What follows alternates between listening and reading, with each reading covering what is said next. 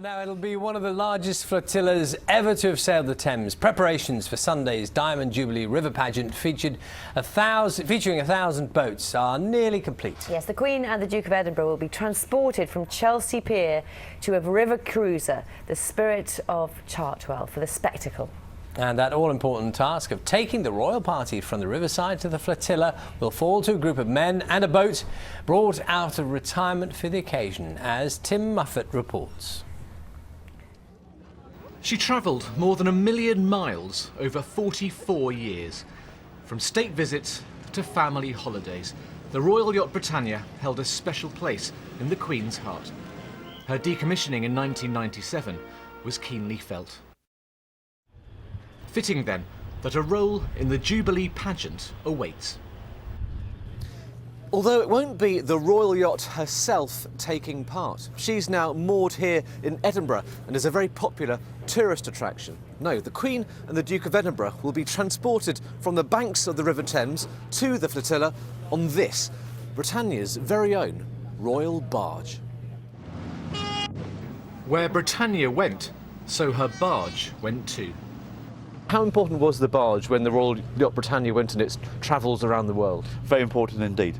There was a lot of places where the Royal Yacht Britannia could not get alongside, and so the barge would transport the members of the royal family ashore. The barge hasn't been used for over 15 years. We've managed to get the engines going. I'll be driving this boat with Her Majesty the Queen on board as well. Where I'm stood now is where the Queen will be standing. What's going to be going through your mind when you're in control of this boat, taking her on the beginning of the Jubilee pageant? Nice steady movements of the boat. You know, I'd hate the Queen to suddenly have to fall over, sit down, or that respect. Yeah, so nice and steady there, and make it an enjoyable start part of the pageant for her. Former crew members of the Royal Yacht are known as yachties, and each year they return to swap stories and reminisce. We felt privileged that we were taking the royal family out of the public eye for some time whilst transporting them to the next place of duty. But of course it wasn't total shutdown for the royal family, because there was a lot of requirements for Her Majesty to maintain contact with the palace, for instance, and so she was a very busy lady, even though she was at sea, but it was more relaxing to be out of the public eye. There we can see the Queen and the Duke of Edinburgh waving.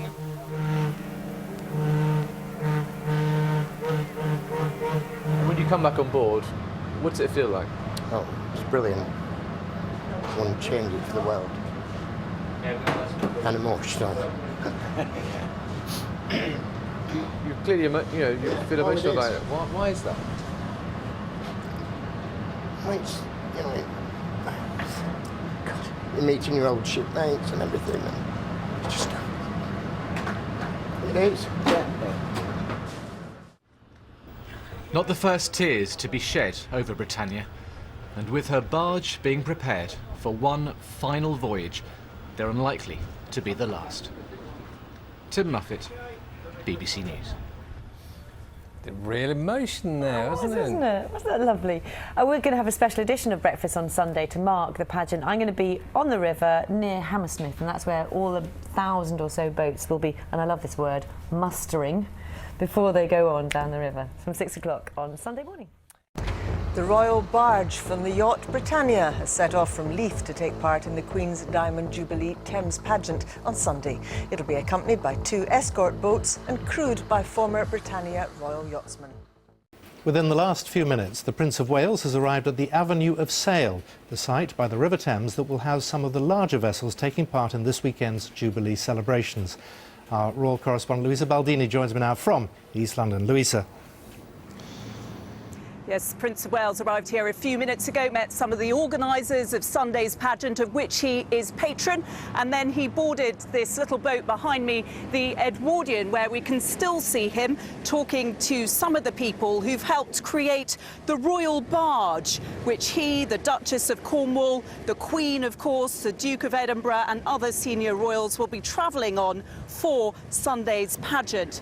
Now, on board this little boat, he's been looking at examples of craft work and we'll be finding out about the enormous task of transforming what was a modern cruise vessel, the Spirit of Chartwell, into the royal barge. It's a job which has taken 6 months, extensive historic research, a legion of skilled trades and craftspeople with incredible attention to detail. And any minute now, in fact, we can see that the boat is already moving. He will be taken across the river to visit one of the tall ships, which you may be able to see in the distance behind me, the French ship, the Belém, where the French ambassador is going to be presenting him with a commemorative medal to mark the Belém's participation in Sunday's pageant. Louisa Baldini, thank you very much. Prince Charles has been watching the final preparations for this weekend's Diamond Jubilee River Pageant on the Thames. Hundreds of thousands of people are expected to line the river to watch the boats. Just one event in 4 days of celebrations. Daniela Ralph joins us now from Tower Bridge. Daniela.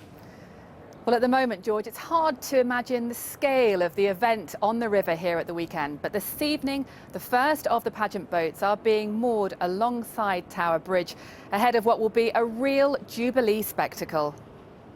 The pageant boats, some already in position in St Catherine docks alongside the Thames. The flags are up, the bunting is well and truly out, and the decks are cleaned.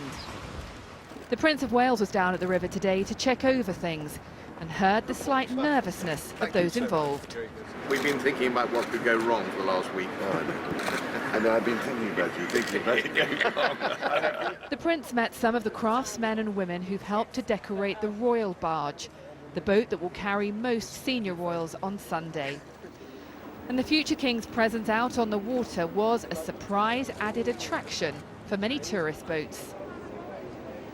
The Jubilee River Pageant set sail from Battersea Bridge at 2:30 on Sunday, with the royal barge leading the way. The route is around 7 miles long, sailing past some of London's most well-known landmarks. It ends at Tower Bridge 3 hours later, with the Queen back on dry land at around 5:30.